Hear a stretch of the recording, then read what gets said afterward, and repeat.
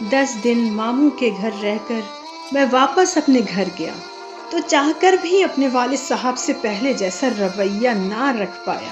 نہ جانے کیوں مجھے انہیں دیکھ کر گھن آ رہی تھی کہ یہ وہی شخص ہے جس نے میری پیاری ماں کا دل دکھایا اور پھر ان کو زندگی بھر رونے کے لیے اکیلا چھوڑ دیا، اور مجھ سے اتنا بڑا جھوٹ بولا کہ میں ماں کے زندہ رہتے ہوئے بھی ماں کی ممتا سے محروم رہ گیا۔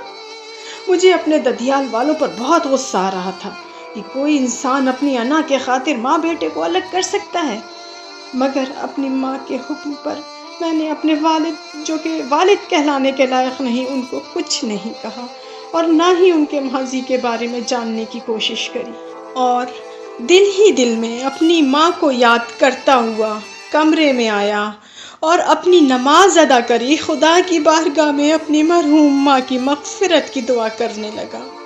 اور جیسے ہی مجھے اپنی ماں کی تکلیفوں اور پریشانیوں کا، جو کہ اپنے بچے کے ہوتے ہوئے انہیں اٹھانی پڑی تھی، میں سوچنے لگا پتہ نہیں دنیا میں ایسی کتنی اور مائیں ہوں گی جن کو میری ماں کی طرح ایک گھٹیا اور چھوٹی سوچ والے شخص کے ساتھ زندگی گزارنی پڑ رہی ہوگی۔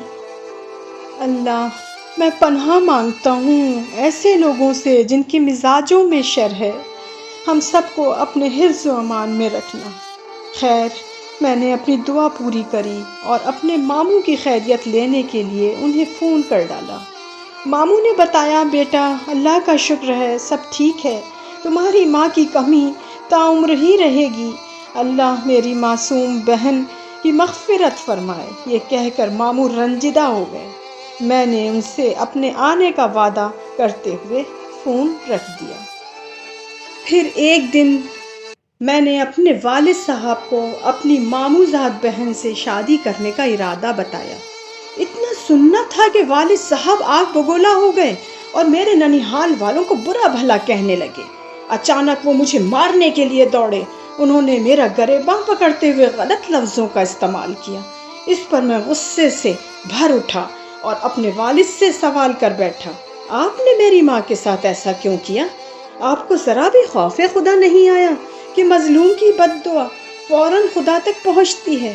اس پر وہ چیخ اٹھے اور بولے کہ اپنے باپ سے سوال کرتا ہے، ابھی بتاتا ہوں۔ یہ کہہ کر انہوں نے ایک تھپڑ میرے گال پر جڑ دیا۔ اس وقت مجھے میری ماں بے تحاشا یاد آئی۔ میں بری طرح رونے لگا۔ اس کے بعد میں غصے سے بڑبڑاتا ہوا گھر سے باہر نکلا، گاڑی اٹھائی اور سیدھے اپنے ماموں کے گاؤں جا پہنچا۔ مجھے دیکھ کر عارفہ، جو کہ باہر چاولوں سے کنکڑ نکال رہی تھی، جھوم اٹھی اور بھاگتی ہوئی گھر کے اندر گھس گئی۔